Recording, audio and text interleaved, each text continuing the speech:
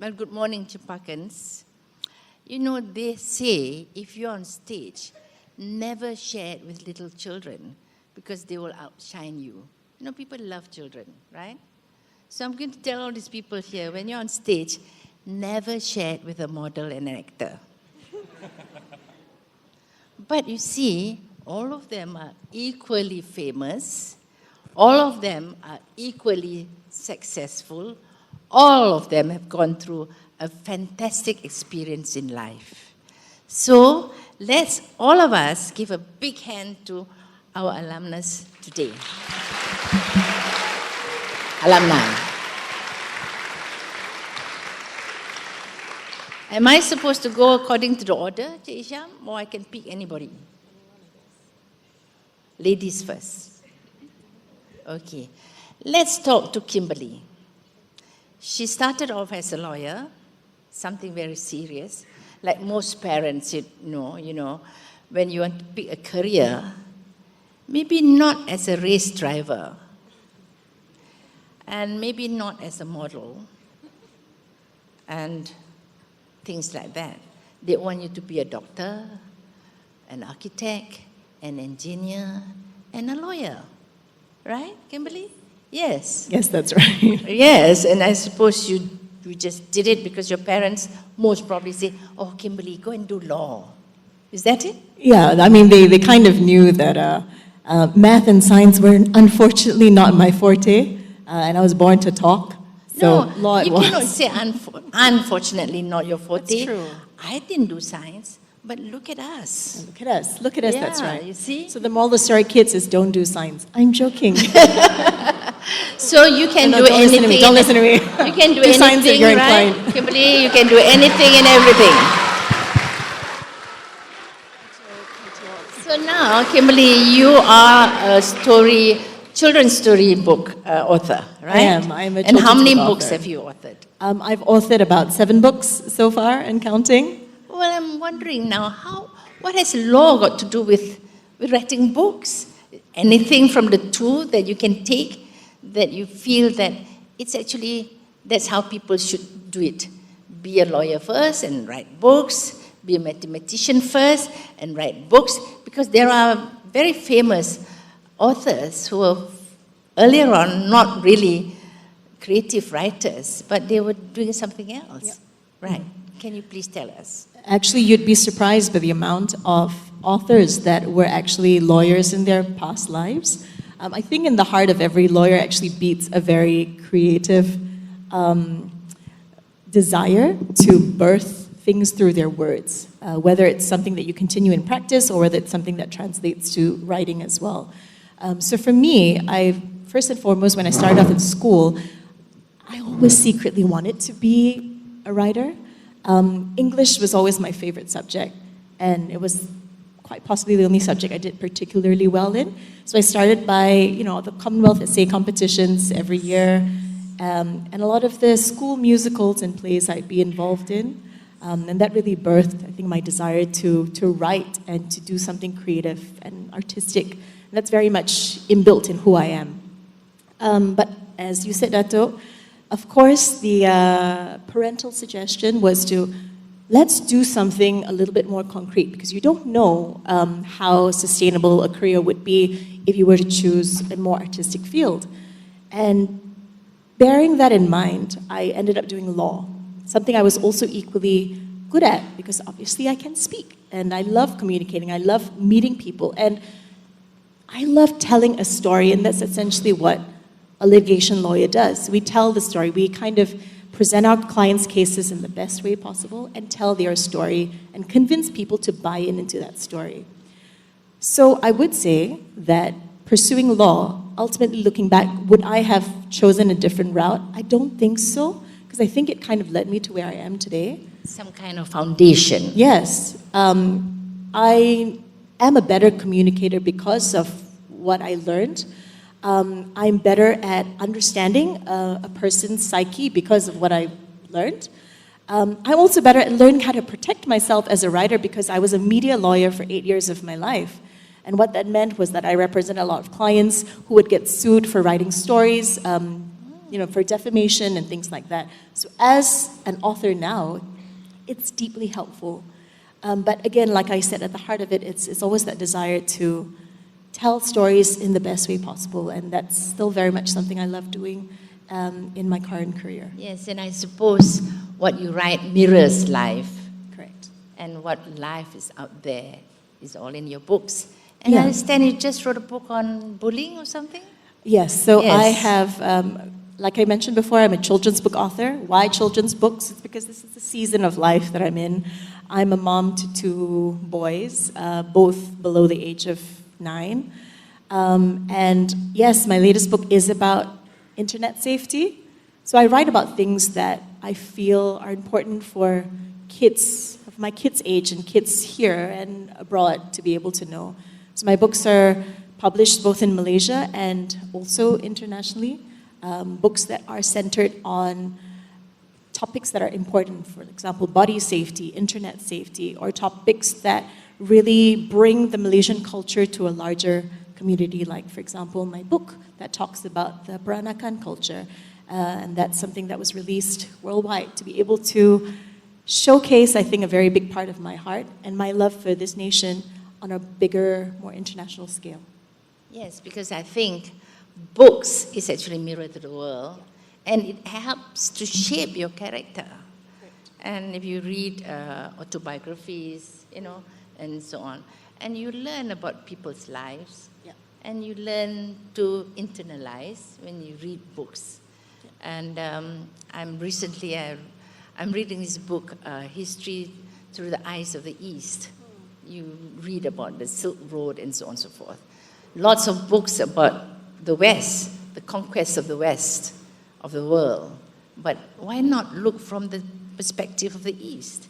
So you see the whole gambit of culture and history and tradition from the East to the West, and how Renaissance. Now, I would think that the future Renaissance is in the East. So I suppose your books, children, if you read the books, you can imagine yourself as one of the characters that you're going through life, isn't it? Yeah, I agree. I think growing up, and it's very different, I think, from your generation now, where you get access to a lot of books that are more diverse and that reflect worldviews that are a bit more nuanced. When I was growing up, and maybe for us as well, when we were growing up, there weren't so many books that were centered on people that looked like us, people that came from the culture that we came from. They simply didn't exist or weren't made accessible to us. And that's precisely why I wanted to be able to write books that really featured people that came from our background, things that I wasn't able to see. And with books, it's so important. Everyone, books operate either as mirrors or windows into other worlds, and also mirrors that reflect back at you. And it's very important for any child, any reader reading something, to be able to see themselves reflected in the books that they read. Yes, and I think also part of marketing. I mean, you need to put people like us in your books, because there are more people like us now in the world. Because on the other side of the world, they're all aging, So you need people like us in your books, just like in the movies now. You get more people from the East in the movies now. Different, diverse sort of culture and people in movies. Because again, it's marketing. There are more of us now to see your movies, right? So, that's really, I would like to promote your books. Oh, thank you. Yes, so please, Ijam, maybe some of the kids can have reading corners. You could come and introduce your books. I'd be more than happy to. To Cempakans. Thank you. What about you, Tania? Tania is a nutritionist. So she's going to tell you what to eat and what not to eat. So today we had tea, breakfast actually, fruits and curry puffs and sandwiches. And I was thinking, oh my goodness me, maybe Tania is going to tell us, just eat the apples. So tell us a little bit about your work. Hello? Thank you, Dato. Unlike Kim, I was not born to talk. But I must say this, right? I was the head prefect. And I wasn't aiming to be head prefect, but because of the position that I was in, and I was forced to do speaking in the public, and that really helped me, my career after that, because I was forced to talk during assemblies, but I was not a talking in public person. But I think that being in Cempaka has helped me take that leap. Yeah, so I just want to say thank you, and I really appreciate that journey.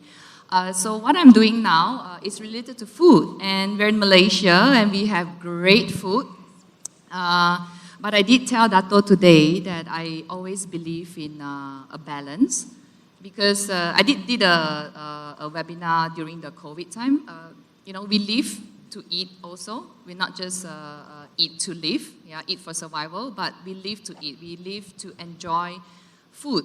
Yeah, they say, right, the best way to a person's heart is through the tummy. I'm really glad that I was able to find a very good team to found my company, because for me, nutrition is really important. I used to be a competitive swimmer. Back then, 15, 20 years ago, nutrition was not part of sports science. And we all like, okay, if you swim, if you exercise, you can eat whatever you want because you burn 1,000 calories a day by just swimming 4 hours or training 4 hours, right? And a lot of teenage boys, they just eat everything, 2 plates of French fries, 3 roti canai, and they still look slim and good. But the dynamics have changed, especially when you want to reach the peak, right? Everyone is catching up on what are the little percentages that they can improve or do better in order to be the top. And nutrition is, of course, one of it. And I've always believed, always in the balance, right? We don't say that, just because you're competing, you're a competitive athlete, that you stop eating what you like to eat. But it's more so about the balance and not overeating it. And also, if you ask me for a quick tip, I would say that just because you like something doesn't mean you have to totally restrict, but it's more of a moderation. So me and my team, we have that belief, and we want to bring that to all the young children because of how for me at least, I didn't get that experience. And also when I was working with the national athletes back in the National Sports Institute, even at the Olympic levels, they don't know about that. They don't know what carbohydrates are. They thought sausages are carbohydrates, so that really shocked me when I knew how low the level of nutrition knowledge, even though they are Olympic athletes. And so therefore I came out and I founded the sports nutrition company. In short, it's SNAC.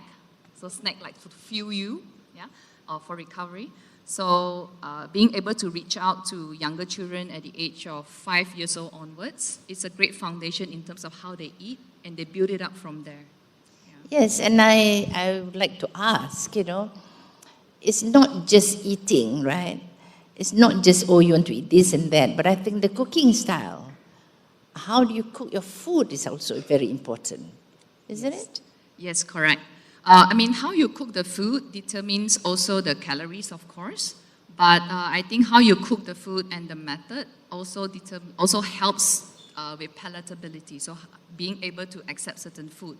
Like for example, we have 95% of Malaysians, so if you have 100 people here, only 5 people eat enough fruits and vegetables in a day. If you have 100 people, that's only 5. So 95% are not eating enough in a day. But it's not because we don't like it, it's just how we prepare it, the cooking method, okay, and also how it was presented. And I think it's a question of training your taste buds, I feel that as we get older, we like different types of vegetables because we have learned to eat all sorts of vegetables. But what I would like to say also, to ask, there are not enough books, I think, written on Malaysian cuisine, Malaysian local fruits, local ingredients, that's good for us. For instance, they will say, oh, eat blueberries, raspberries, strawberries, because it's got all sorts of antioxidants and all that. But I tell you, Miss Helmi, and all the Finnish teachers here, go and eat rambutans, go and eat lansat, go and eat mangosteens, papaya, guava. They have a vitamin C. higher content of vitamin C's and antioxidants and anti-aging. So why not? But nobody talks about our rambutans and our mangosteens. So maybe you should write a book. Learn from Kimberly, yes. Correct. That's right. So Cempakans, we collaborate, right? And this myth about dieting, is it a quick fix? Oh, we can talk a whole day about that, but it's not. To be short answer, it's not. It's always something that we do consistently and what we practice every day. I have discovered this movement in Europe called the slow food movement. And a few years ago, we planted some vegetables in school, and we managed to be registered as a slow food member of this movement. And they talk about giving fair prices to farmers, talk about clean food grown organically, and then good food, plant-based food, even the fish that you eat, even the meat, the chicken that you eat, what sort of, where they bred, free-range chicken and so on and so forth. So it's very important, the source of your food, So they have this conference in Italy once in 2 years, and people all over the world will go there, they promote their cheeses, very healthy cheese, fruits, and so on and so forth. And I hope to bring Malaysia for the next conference for us to promote our food. Yes, roti canai, nasi lemak is popular, but maybe we should come up with a healthy version of nasi lemak, healthy version of roti canai. And I'm sure that's possible, isn't it? Yes, Dato. In fact, actually, right now we are having the focus group, the prepaid focus group for secondary. In school, right? In school, yes. And a few days ago, we just had a healthier version of nasi lemak. You still have the sambal, you still have the delicious chicken, you still have the peanuts and also, not peanuts, the anchovies. But it's brown rice, but chef made it so moist and delicious. It's not dry. We always thought like brown rice is dry, or grainy, but it's not. It's actually really, really delicious. Yeah. So. Yes. Okay. Well, maybe we have another session next time, just talking about food, because this is, we live for food. So therefore, Eat then to live and live to eat. Yes, that's right. So 10 minutes, 15 minutes, not enough to Isham. Okay, let's go on to the fast, dangerous route. But, my goodness me, Jazeman, tell us about your life. Jazeman is a true Cempakan because he came here when he was 5, 6 years old in kindergarten. Yeah, 6 years old. True bred Cempakan. 6 years old, I finished in 2009 in GCSEs. Yes, you want to know about him? Yeah. He's on a fast lane, very, very fast. Jazeman. Yeah, I started racing. Good morning to you all. To be honest, I had a bit of goosebumps hearing the school song. It's been a long time. And I don't know how I actually remember the lyrics, years since. I started racing at a tender age of 6 years old. I could barely reach the pedals at the time. There was blocks of wood and padded seats everywhere trying to start my career in Shah Alam go-kart track. It became as a hobby. It was a weekend outing as a family, which I furthered my career soon after into racing club championships, Malaysian championships, European championships, and I was then selected to be part of the Petronas Talent Development Program. So that's where I furthered my career in the international scene, in which I raced in Formula 3, Formula 2, and I was blessed to be part of the Formula 1 team for 4 years with Mercedes-AMG Petronas. Wow. Thank you.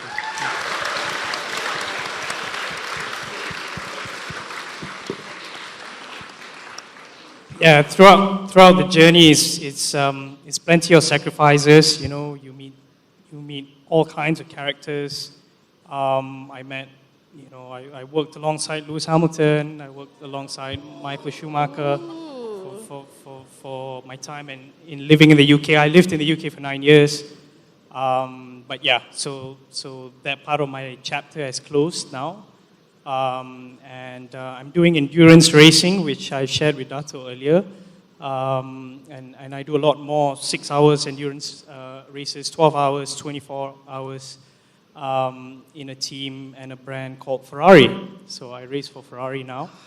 And my race goes on internationally for the entire year. So thank you for having me. Well, but I'm wondering, Jazeman, racing, the gratification is immediate. You get this cup. But mistakes are also immediate. How do you feel when you're there, racing? What goes through your mind? How do you prepare yourself mentally, In any racing circumstances, as much as you plan, there's always scenarios that happens, right? Like your wheel falling off, or someone hits you from behind and you have damage on the car, etc., etc.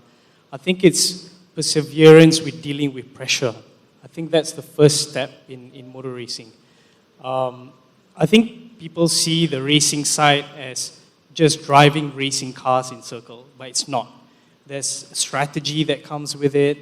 There is management that comes with it. There is leadership because you are the racing driver. You are operating the race car. There is also engineering side of things. You need to know the aspects and how to set up the race car, right? So all these fundamentals of operating as a team requires a lot of pressure. So a lot of preparation work comes with it, and as long as you are ticking the boxes in that preparation, the pressure becomes a lot easier. And I suppose you have to be very calm, isn't it? You can't panic, You have to be very calm and disciplined, right? And prayers? 100%. My parents never always reminded me to remember my roots, which school I go to, where I grew up from, no matter, whatever championship or races I go through, don't forget my prayers, of course. And the routine has kept me racing till today. I mean, I've been racing for over 23 years in a professional career. I would love to go on for years to come, but I know there will be a stop at some point. Well, I think it's wonderful to be able to do that, and with great support for your parents. Because you know what? I don't think I would even allow my children to go on a motorbike, let alone a race car. From a go-kart to a race car, Formula 3 to 1, and now endurance for 10 hours of driving? Can you just imagine that? I mean, to be calm, to be disciplined, and tremendous teamwork, isn't it? Yeah, 100%. I mean, during the Formula 1 era, although there's 2 racing cars, but there's 750 employees behind the race car. Yes. So there's 365 operating per race car, from marketers to engineers to mechanics, etc. So, I mean, when I was in Cempaka, a lot of team building was done here. You don't know your classmates, or you work in your sports house, and etc. So when I went to an international level, I had those foundations that I had to work as a team. It's not just about the driver, right? And remembering your team members. So, and that brought a lot of success. So Cempakans, remember that you can be a Jazeman because of our sports, teamwork that you've built here, the friendship here, and the discipline as well, isn't it? And that's one of the things that we do here. Bersatu, berdisiplin, and berdikari. We work together, we are disciplined, and we stand on our own feet. So I think that's one Jazeman, many Jazemans.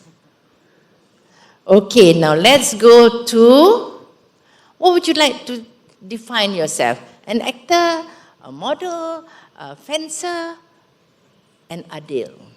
Yes. Good morning, everyone. Thanks for having me here today.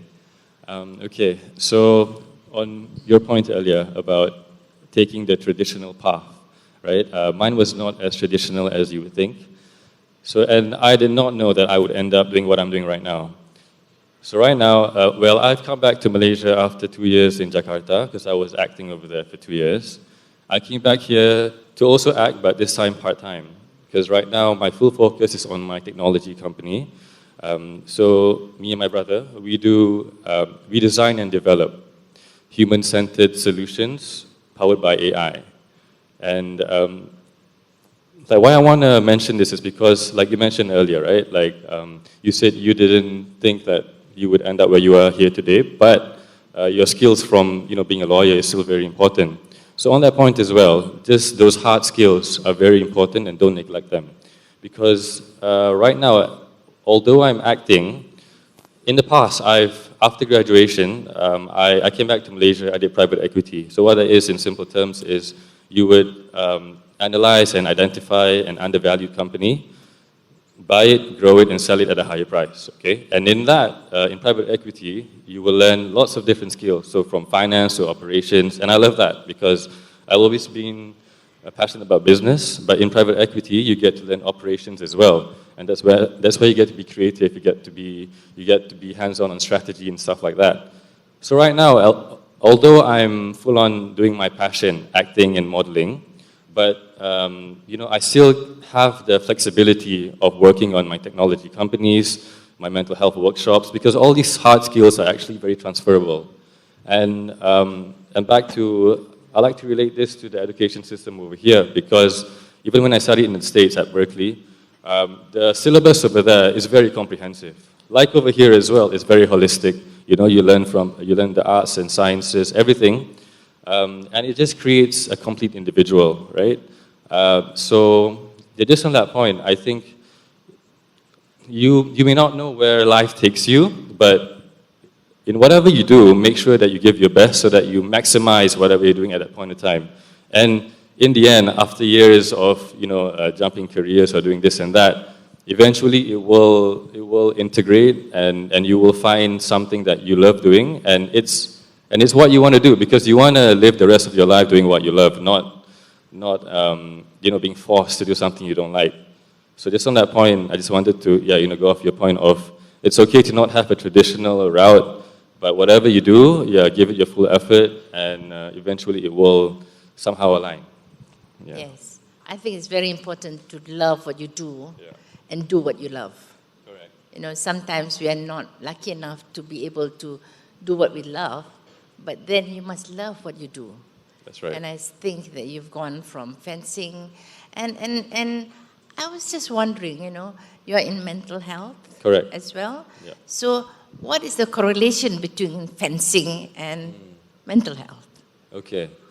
So my approach to mental health is slightly different compared to the other communities over here that focus on mental health per se, and they're all just very, they sound very professional in terms like it's a Malaysia Mental Health Association or a professional consulting services for mental health. Mine is a slightly different take, because I want to be able to relate to the youth, to the masses in terms of mental health, because it's still a huge stigma here today to even talk about it, right? So that's why even the name of my mental health community is called Hati Hotel, right? And it's just a play on words, because you know how you would physically check into a hotel? Hati Hotel is where you emotionally check in. Yeah, and the idea over here is to always check in on yourselves, because we forget to do that. We're always so busy with everything in life, with work, with studies, with family, that we forgot to ask ourselves, are we okay? We forgot to pause. So, and to your question about fencing and like all the other expertise, right? I think, so how I've designed this community is not just on mental health per se, but we have 3 pillars. So you have your mental health, you have your mental resilience, and you have your mental creativity. In layman terms, mental health is your awareness, mental fitness is your resilience, your grit, and mental creativity is just you thinking outside of the box, right? So all these things, if you can score on all these pillars, you create a complete individual, similar to your mind, body, and soul motto over here, right? So yeah, I think that's how I've somehow channeled all these different interests and expertise into one, so that I create this complete syllabus for all of us to live. Yes, Yeah. and I think life is a rat race. Yeah. You know, it's a competition all the time. And all of you here, you have to compete with all those authors, and you have to compete with people who don't really care about what they eat. And of course, Jazeman, that competition, you know, where mistakes, failures, and can give terrible results. And fencing and whatever it is, we go through all that. Competition, failures, and then of course you go back into mental health, how you feel about it, what you think about it, you know. And I say there is no real failures in life. If you look at all these people here up on stage, they are learning all the time, and they've learned so much about their journey, and they're still learning. So we don't fail, they're all lessons. But some lessons can be painful, because it can be dangerous. It can be expensive, because you go into something that is, you know, there's a lot of competition and so on and so forth. And that sort of feeling of what we call failure. But it's not failure. They're just lessons, isn't it? So how you cope with it mentally, how you cope with it physically, how you cope with it. Maybe you have to eat certain foods. Who knows? Read certain books. Who knows? To make you feel better. Is that it? Yeah, that's right. And I want to add on that. Like, just remember that, you know, if you're struggling with something, it's all a process in life. All of us are all a work in progress. You know, you don't have to show up being perfect every day. It doesn't matter, because we're human. You know, no one is perfect unless you're AI or robot, right? So it's okay to just be a work in progress, and to just enjoy the journey along the way. Basically enjoy the journey. Don't be so hard on yourself, because everyone's struggling in silence. Just be kind to other people, and always remember that you are a work in progress. Yes. Yeah. Sometimes they say when you cry in the rain, so that people don't see your tears. But it doesn't really matter. You cry, you cry. It's your life, right? Okay, let's go to that young man. Do you know they are brothers? Yes. Okay, tell us about yourself. Hi everyone, I'm the little brother of this big brother. So I definitely learn a lot from him. So yeah, I just want to tell my introduction with a lot of things that actually happen in this very hall. So the first thing was actually, I don't know if this is still around, but Cempaka Connect. I definitely learned a lot of using technology. I think that was one of those pivotal moments where I was like, Yes. oh, this is how I'm learning editing. Like, this is how I'm learning, like movie editing. I'm learning all like keynotes, how to present things. And this all happened in this hall. I was sitting like right around that area over there. Yes, But, yeah. we have a phone ringing. Oh, yes. No worries. Can you please switch it off, please? Thank you. Okay. We have to fight with AI all the time, with all these devices, you know. Okay, carry on. Yeah, so that first anecdote is so important because it's what gave me an introduction to technology and what led me to being a product designer. So I'm based in San Francisco right now in California, and I work with all the coolest companies in the world. So I've been working, like previously mentioned, I started my journey at Tesla. I worked at Facebook. After that, I went to Twitch for about 2.5 years. And then I went to LinkedIn for a little bit, and then now I'm at Mr. Beast. So,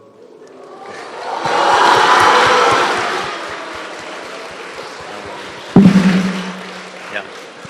So this journey has been pretty cool, I would say, because all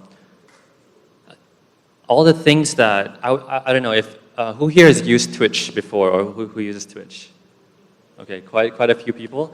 So just imagine that the next time you use it, it's all designed by Cempakan, like I designed it.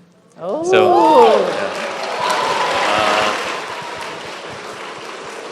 and I would say throughout the whole journey of being in Silicon Valley and designing for all these big companies, I got the chance to like interact with Mark Zuckerberg or Elon Musk. Like I would be able to talk to them because it's all about, yes, you are very lucky. I'm very fortunate to be in these places, but how do you bring it back? How do you bring it back to where you first started? So my intention for all this was to bring it back to Malaysia, but ultimately, how can we bring this creative element or aspect of design in our lives? Because it's not just about designing a product, not just about designing something cool, but like, how do you make your life designable? Like, how do you make it fun? Like, even walking here on stage is a design experience of itself. So how do you curate that? So that's the first anecdote that I wanted to talk about in my intro. The second is actually, like being the little brother, I learned fencing as well because of him. Like we're both national fencers, and I actually fenced like right here, which is kind of crazy. I remember when it was not carpeted. So I promise I didn't destroy anything. But the journey in fencing really It's took... okay, you're not a student anymore. I'm not a student. The journey in fencing really took me so far. Like I actually got recruited to the US to join the NCAA fencing team, which is like, I would call it like the NBA for sports in college. So I would fence with universities at Harvard, Stanford, and all that. Like they would be my opponents. And those were really good experiences. And I continued fencing. I fenced for Malaysia. I just came back from SEA Games actually. And that was... You won at the SEA Games. No, I got silver. Yeah. But I tell all these anecdotes because it's only possible because of Cempaka. Like I wouldn't have been exposed to it at all.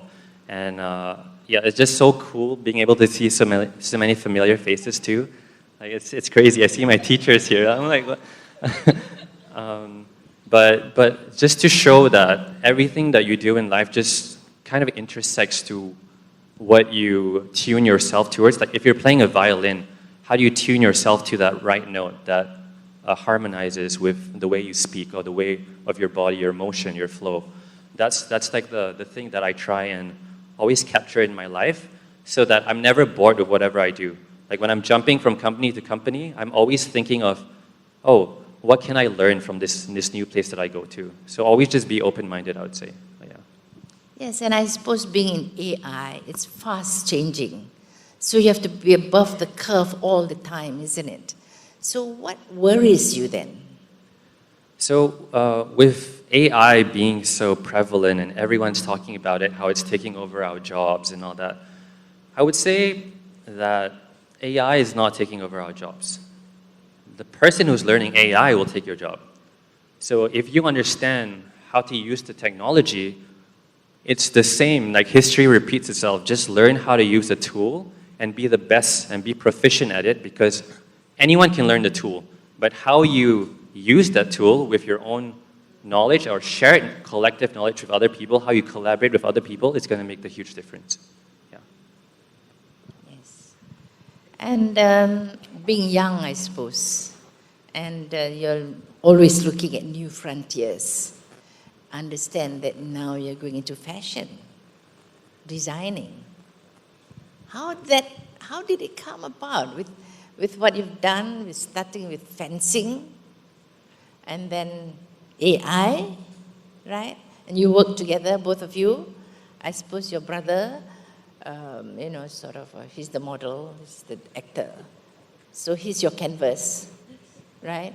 So how is that? How's that journey? Yeah, so for context, I just started doing fashion design as well. I started manufacturing clothing for, because why not, right? Why not? If you see other people like Louis Vuitton doing something, why can't I do that? Why is it not possible for me?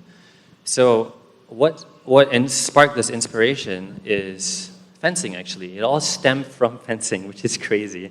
And so this is the designer side of me talking now. When you talk about fencing is just a sport, right? You just swing swords with each other. But it's not just that. You have to think back into the culture and heritage of fencing. It's about how the sword originated. What's King Arthur doing? Why was he holding a sword? What's the meaning of all these things? So when you can parse through the information to its provenance or the origin of where it came from, then you'll be like, oh, I know how to tell this story. I know how to write this book. Like, it all makes sense. So a lot of what you are wearing outside or what you wear even in school has a story behind it. So when you can create a story that resonates with other people, they will also be in tune with you and be like, oh, I want to wear that. So that's essentially what I'm creating. And if you see my brand out there one day, like, please support me. Yeah. I'm sure. Well, I think everything is about design, right? Jazeman, you know, the cars, the helmet that you wear, the clothes that you wear, it's all about design. Of course, modeling and so on. Food is also about design. I just came back from Japan, and you know, it's so difficult to eat. You know why? Because the food looks so beautiful. And you feel, oh my God, I'm going to destroy this fantastic creation, you know. They do it so well. And of course, the illustrations in your book. I mean, people say that don't judge a book by its cover. I don't know who said that. Because you actually judge things by the cover, isn't it? I'm not going to pick up anything that doesn't look good. I'm not going to wear anything that doesn't look good. And food also, when it doesn't look palatable with the different colors, no. And cars, oh my goodness me, cars. The amazing colors, design, and so on, you know. And to women like us, we don't care about the engine. We want to know, what color is it? What shape is it? Right? So design is in everything. And I'm so glad that you mentioned Cempaka Connect. Because we had Cempaka Connect many years ago. We introduced business, actually, about being an entrepreneur. And I see in everything that you do here, it's all about business, isn't it? So you see, you need to be out there, taking everything, and then bringing it out again, isn't it? So you see, Cempakans, all these wonderful people up here, they have learned something. If you are the young person now, Kimberly, back in school, what would you say to yourself? What would you want to do in school? I think what I would have said to myself, and what I would say to you today, is to not self-limit. You are at a very exciting time in your lives where the world and all its possibilities are very open to you. So this is the time to figure out who you are and what you love.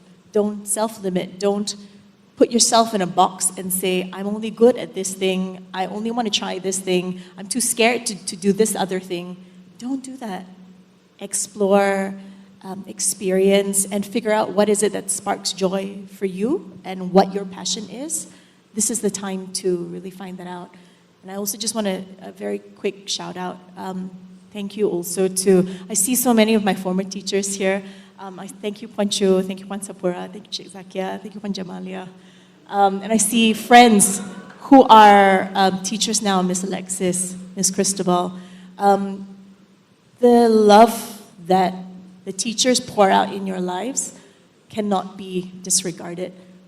I don't think I would be who I am today if not for all the shaping that I had here, and all the encouragement, love, and support I got from our teachers and our educators. So thank you. And appreciate them. Please appreciate them. Well, let's give the teachers a big clap. What about you, Tania? Okay, Tania, what about you?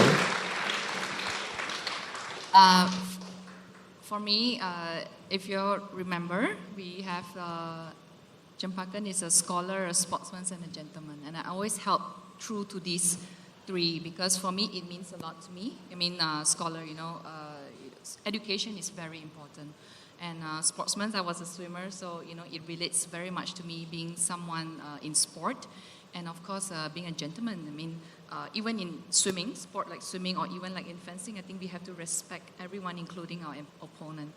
But one thing during my time was I explored a lot actually, but the only problem is I didn't know what I want to do after I graduate. And I believe many of my friends were sort of in the same boat. They were not sure which path they wanted to take. And for me, I would say that always believe in what you really like to do. For me, I want to be in a career that I could help people. I want to bridge that gap. And yeah, that's what I would tell myself, to believe in that. And sometimes you never know which opportunity might open up. I never knew that I would found a company because I didn't want to be in business. But it opened up my career path, and I'm here. Nothing is impossible. Yes. What about you, Jazeman? You've been here the longest, you know? Yeah, I grew up here, right? I would tell my younger self don't waste by being complacent. I probably didn't ask enough to my teachers. I probably was probably too shy to talk to you when I was a lot younger. You know, I hope I wasn't that frightened. No, not at all. It's just my younger self, I guess. And live life to the fullest. You know, when you're with your friends, in your sporting house, or you're with your tutor, you know, enjoy those moments, because, you know, my group of friends to today, even my groomsmen, are my Cempakan buddies, you know. Right. So we treasured those moments together and live those moments to the fullest. Yeah. Very good. Adil? Okay, I'll keep mine short. I think you don't have to have everything figured out, basically, right? And at this age, if you had to choose between certainty or curiosity, choose curiosity. Treat this space or this time or this phase right now as like your playground, because you'll never get this time or this safe space ever again. So try out as much as you can. The most successful people in life succeed because they know what they don't want to do, you know? So the more no's you have, the more clearer your path as to what you want to do in the future. And I think with the world being so competitive, like it's so important to work hard, but more importantly, to know what's unique about yourself. Because there's just so many of us, we really have to find, or like in business, they call it your USP, your unique selling point. Okay, so like this one is so important because, yeah, like first you start over here and then you go to college, to university, to work, and like everyone's going to be doing the similar thing, you know, but to stand out, like how do you stand out? It's just your unique selling point. So like, I think just on that point, you don't have to have everything figured out, choose curiosity, know what's unique about yourself so that you stand out, and just work hard. Yeah. What about you, Adam? Yeah. I would say as like two main things is, one is to question things always. Always don't assume that, oh, this thing is the way it is. Like question it and ask why. Ask why, and don't be afraid to ask for help. So if you see people like us on stage are doing something that you may like, just reach out to us. We're already here. We're trying to help out as well. I don't know what the best way is for y'all to reach out to us. I'm sure there'll be a way to do that. But yeah, what worked for me, and I'm sure for everyone here as well, is just asking for help. And if you want to do something really cool and you think it's very far in the future, then you better start chasing it and start asking now to see if you like it or not. Yeah. Yes. Can we have the house lights so that we can see all of you? You can see us, yes. Wow. Okay. I feel that I can talk better when I'm standing, so used to all the assemblies in school. Now, what can you see? What can you see in all these wonderful people on stage? They have discipline. See, when you come to school, that's what we teach you, isn't it? Discipline. And they've all got discipline. Because without discipline, there is no structure to your life, to the people around you, to your environment. You have no structure. You don't know where to go, what to do, because you have no discipline. In everything we do, whether we love it or we don't love it or whatever it is, there must be discipline. In reading, choosing the books that you read, right? The time that you take to read, that's discipline. Food, what you eat, how you cook it, the choices you make to nourish yourself, that's discipline in that. And of course, Jazeman, without discipline, he would not have gone from 3-2 to 1. And for endurance, racing, I can't just imagine the discipline you have, the focus that you have, the calmness that you have. You need this, and it goes through discipline. And the two boys, they work together as a team, brothers. You know, sometimes your brother is a pest, isn't it? Sometimes you don't want to work with your brother, right? Especially when you are young like this. But they have found the right thing that make them work together. Do you argue?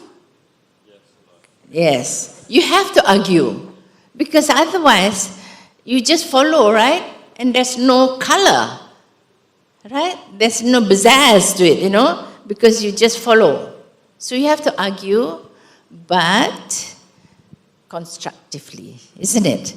Teamwork, discipline, right? And you help one another. And I can't imagine the discipline with AI that goes on. It can be, people say, oh, you can get ChatGPT to do anything and everything. Hello? There's a discipline to it. How you talk to ChatGPT, how you make use of, technology. There's discipline to it. But in that discipline, you have something that you call creativity. Isn't it? Because otherwise it doesn't bloom, it doesn't blossom at all. So all these people, they go through competition. Sometimes they win, sometimes they don't. Then they have to fight with their own identity. What is it? What is Jazeman? Who is Jazeman? Who's Adil? Who's Adam? Tania and Kimberly. They have to fight with that. And they go through this competition in life. And sometimes, like I said, not failure, but learning, work in progress. But that's one thing that will remain with them. And all the time, if I look at all these young men, I see character. Yes, character that lives with you, that is who you are, that defines you. Character. Must always remember that. And where do you get this? From your teachers, from the role models around you. As you grow up, first, your mother is your first teacher. Your parents, the people around you, even your brothers and sisters. Teachers in school, people, the public, they're all role models. So you have to learn to choose your role models. What are your role models? The books that you read shapes your character. You internalize and think, who am I? How do you want to be defined? And all these people here, they've gone through that journey. And I'm so pleased to see they've done so well. They've gone through that journey with resilience, with grit and tenacity, and they're still growing and moving fast. And I'm very, very lucky because even at my age, I see these young people and I learn from them. And just now I had a talk with them about an hour before we started. And I feel that, oh my God, I must get in touch with these young people because I need to get to know more. Maybe I need to do an endurance drive. I would love for you to race with me. Oh my God. Who knows, Well, he will give me a lead. Maybe he'll say, let this old lady go first. Humor her a little bit. I need that most probably. And of course, I would love to see your fashion and learn everything about AI and learn about mental health, because sometimes we need this. We need to actually look at ourselves and say, look, it doesn't matter. Sometimes you feel the world is going to come to an end for you, but that will pass, isn't it? That will pass. And when you talk about bullying in school, people say all sorts of things, right? In your book, most probably you write about this, you know. People bully you, will say all sorts of things about you, the shape you are, the color, the whatever it is. It doesn't really matter. If anybody says something bad, will you go blind? No. Will you become crippled? No. So you say, so what? So what? The world is so big. Like they've gone through a lot of competition, isn't it? Today I race and I didn't make it, so what? There is tomorrow. Correct? So there you are. I can see their life ahead of me, so colorful, like beautiful fireworks. And I want to be part of it. All of us want to be part of it. So remember, discipline, focus, tenacity, grit. Most of all, it must shape your character, because that's what will define you.